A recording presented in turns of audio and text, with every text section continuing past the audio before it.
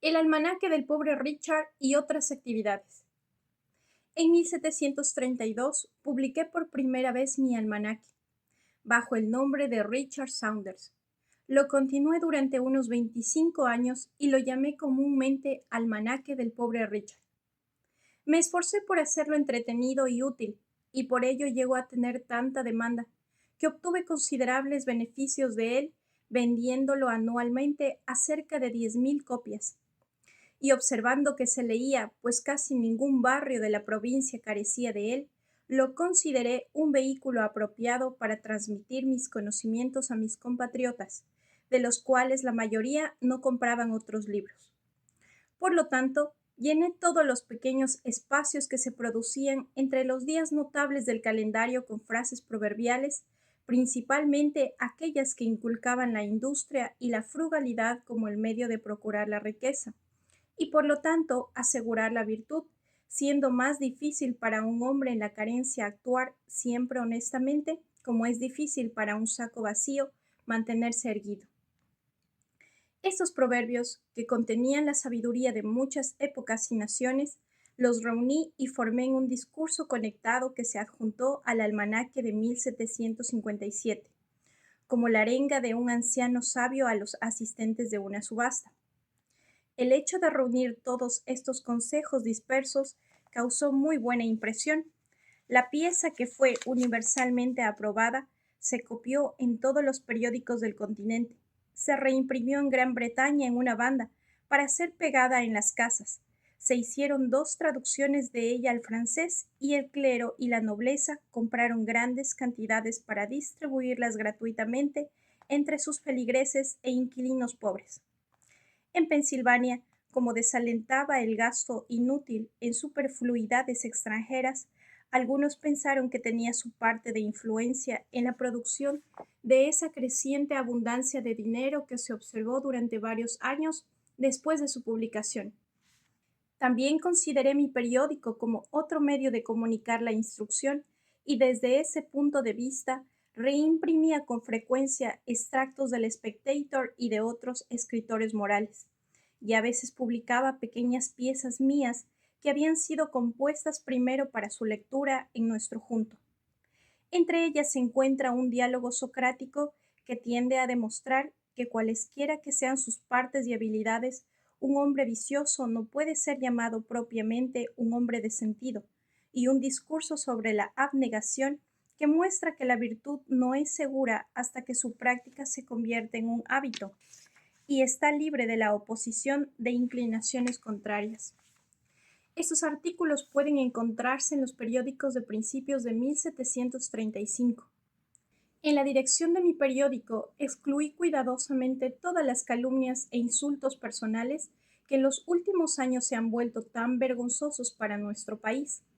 Cuando se me pedía que insertara algo de ese tipo y los escritores alegaban, como generalmente lo hacían, la libertad de prensa y que un periódico era como una diligencia en la que cualquiera que pagara tenía derecho a un lugar, mi respuesta era que imprimiría el artículo por separado si así lo deseaba, y que el autor podría tener tantas copias como quisiera para distribuirlas él mismo, pero que no me encargaría de difundir su detracción y que habiendo contratado con mis suscriptores para proporcionarles lo que pudiera ser útil o entretenido, no podía llenar sus periódicos con altercados privados en los que no tenía nada que ver, sin hacerles una injusticia manifiesta. Ahora bien, muchos de nuestros impresores no tienen ningún escrúpulo en gratificar la malicia de los individuos con falsas acusaciones de los personajes más justos entre nosotros, aumentando la animosidad hasta producir duelos. Y son además tan indiscretos como para imprimir reflexiones escabrosas sobre el gobierno de los estados vecinos e incluso sobre la conducta de nuestros mejores aliados nacionales, que pueden tener las consecuencias más perniciosas. Menciono estas cosas como una advertencia para los jóvenes impresores y para que se animen a no contaminar sus prensas y a deshonrar su profesión con tales prácticas infames, sino que se nieguen firmemente, ya que pueden ver por mi ejemplo que tal curso de conducta no será en general perjudicial para sus intereses. En 1733 envié a uno de mis oficiales a Charleston, Carolina del Sur, donde faltaba un impresor. Le proporcioné una imprenta y cartas en virtud de un acuerdo de asociación por el que yo recibiría un tercio de los beneficios del negocio, pagando un tercio de los gastos. Era un hombre culto y honesto, pero ignorante en cuestiones de contabilidad, y aunque a veces me hacía remesas, no pude obtener de él ninguna cuenta ni ningún estado satisfactorio de nuestra sociedad mientras vivió. A su muerte, el negocio fue continuado por su viuda, quien habiendo nacido y crecido en Holanda, donde según se me ha informado, el conocimiento de las cuentas forma parte de la educación femenina, no solo me envió un estado tan claro como pude encontrar de las transacciones pasadas, sino que continuó rindiendo cuentas con la mayor regularidad y exactitud cada trimestre después, y dirigió el negocio con tal éxito que no solo crió a una familia de hijos de forma reputada, sino que al final del plazo pudo comprarme la imprenta y establecer a su hijo en ella.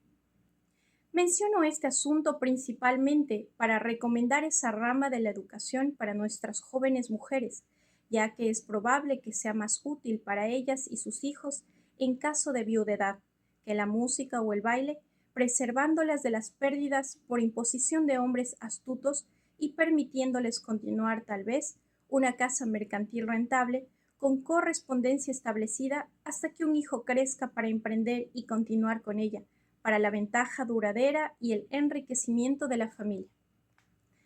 Hacia el año 1734 llegó entre nosotros, procediente de Irlanda, un joven predicador presbiteriano llamado Hemphill, que pronunciaba con buena voz y aparentemente de forma extemporánea discursos muy excelentes que atraían a un número considerable de personas de diferentes convicciones que se unían para admirarlos. Entre los demás, me convertí en uno de sus constantes oyentes, ya que sus sermones me gustaban porque tenían poco de dogmático, pero inculcaban fuertemente la práctica de la virtud, o lo que en el estilo religioso se llama buenas obras. Sin embargo, aquellos de nuestra congregación que se consideraban presbiterianos ortodoxos desaprobaron su doctrina y se les unió la mayor parte del antiguo clero, que lo acusó de heterodoxia ante el sínodo, para que lo silenciaran. Me convertí en su celoso partidario y contribuí con todo lo que pude a levantar un partido a su favor, y combatimos por él durante un tiempo con algunas esperanzas de éxito. Hubo muchas firmas a favor y en contra en esa ocasión, y encontrando que, aunque era un elegante predicador, no era más que un pobre escritor, le presté mi pluma y escribí para él 2 o 3 panfletos y un artículo en la Gaceta de abril de 1735. Esos panfletos, como suele ocurrir con los escritos polémicos, aunque fueron muy leídos en su momento, pronto pasaron de moda y me pregunto si existe ahora una sola copia de ellos. Durante la contienda, un suceso desafortunado perjudicó enormemente su causa. Uno de nuestros adversarios le oyó predicar un sermón que fue muy admirado y pensó que había leído antes el sermón en alguna parte o al menos una parte de él. Al buscarlo, encontró esa parte citada extensamente en una de las revistas británicas de un discurso del doctor Foster. Este descubrimiento provocó el disgusto de muchos de nuestro partido, que en consecuencia abandonaron su causa y ocasionó nuestro más rápido malestar en el sínodo. Sin embargo, me quedé con él, ya que prefería que nos diera buenos sermones compuestos por otros en lugar de malos sermones de su propia manufactura, aunque esto último era la práctica de nuestros maestros comunes.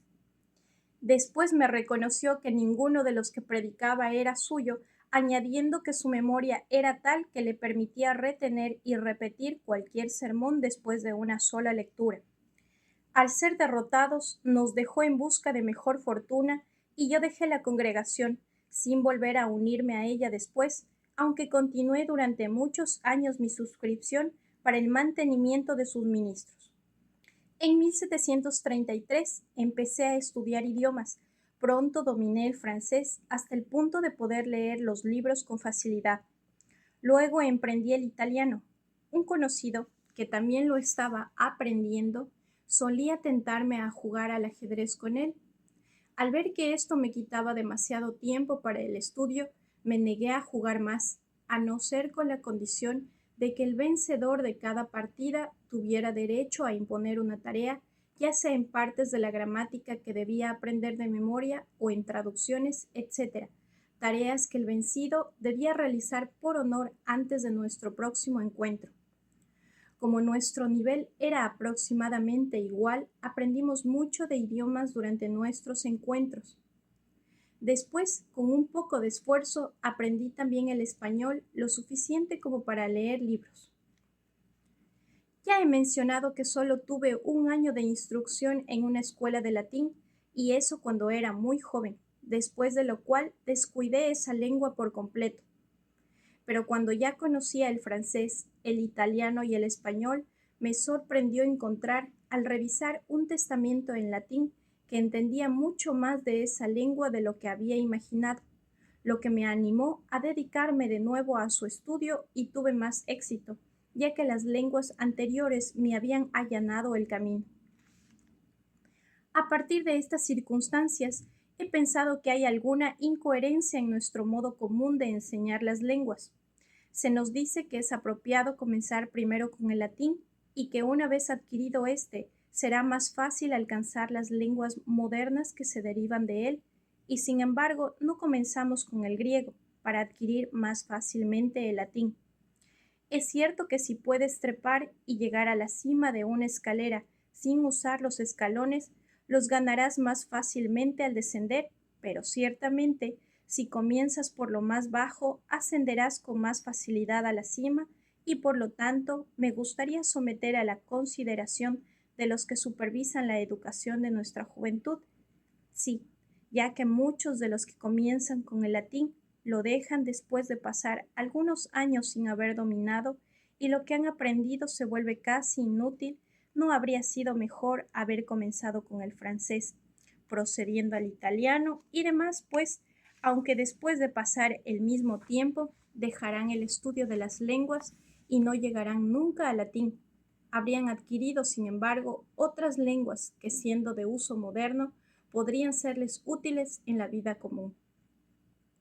Después de 10 años de ausencia de Boston, hice un viaje allí para visitar a mis parientes.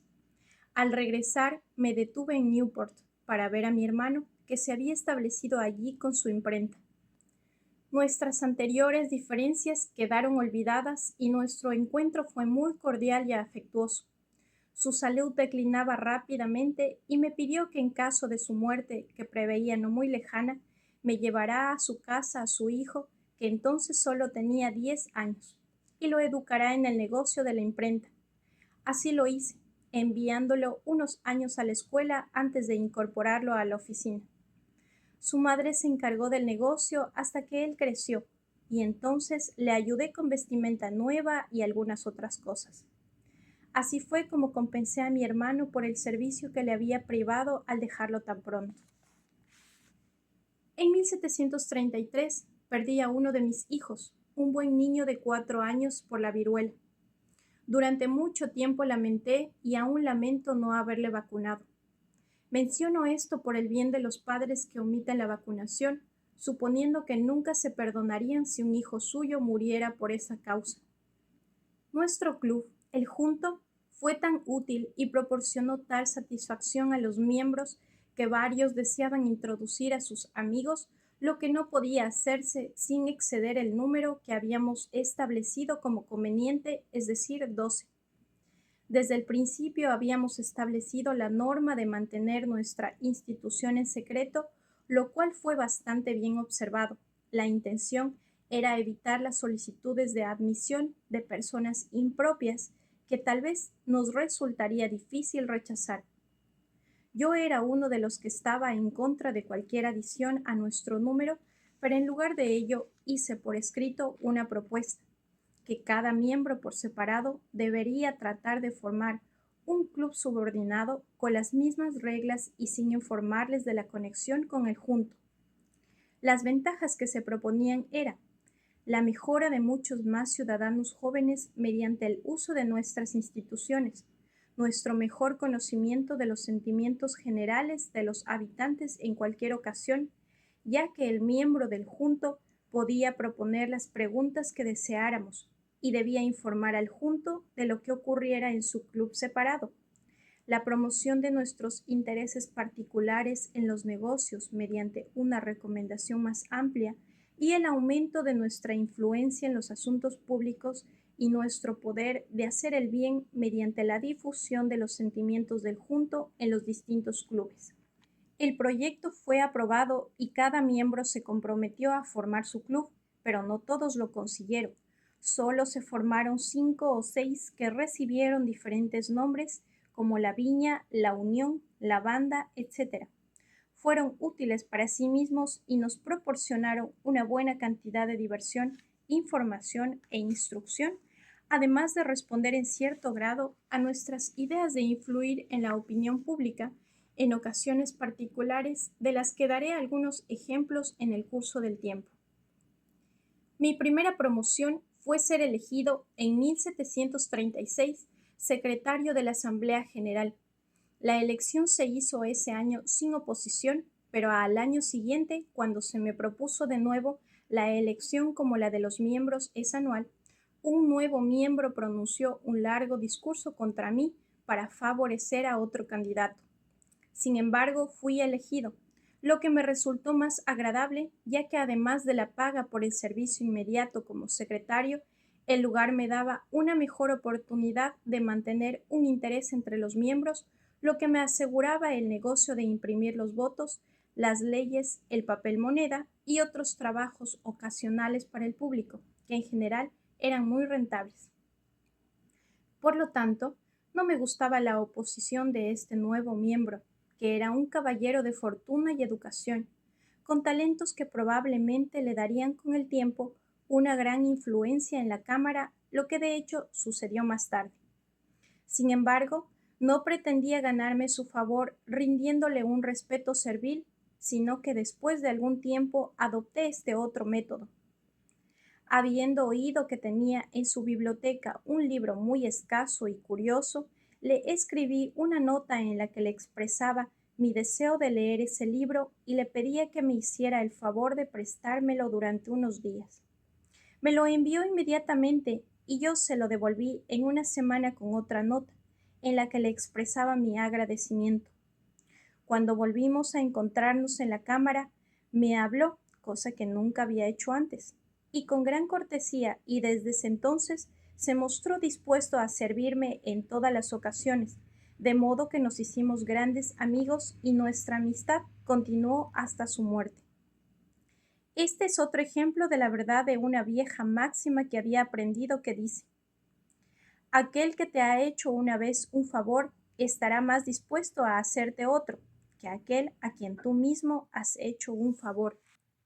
Y muestra cuánto más provechoso es apartarse prudentemente que resentir, devolver y continuar los procedimientos hostiles. En 1737, el coronel Spotswood, último gobernador de Virginia y entonces director general de correos, estando insatisfecho con la conducta de su adjunto en Filadelfia respecto a cierta negligencia en la prestación e inexactitud de sus cuentas, le quitó el cargo y me lo ofreció. Lo acepté de buen grado y lo encontré muy ventajoso, pues aunque el salario era pequeño, facilitaba la correspondencia que mejoraba mi periódico, aumentaba el número de la demanda, así como los anuncios que se insertaban, de modo que llegó a proporcionarme un ingreso considerable. El periódico de mi antiguo competidor decayó y yo me sentí satisfecho al permitir que mis periódicos fueran transportados por los jinetes. De este modo, sufrió mucho por su negligencia en la contabilidad y lo menciono como una lección para aquellos jóvenes que pueden ser empleados en la gestión de asuntos para otros, que siempre deben rendir cuentas y hacer remesas con gran claridad y puntualidad. El carácter de observar tal conducta es la más poderosa de todas las recomendaciones para los nuevos empleos y el aumento de los negocios.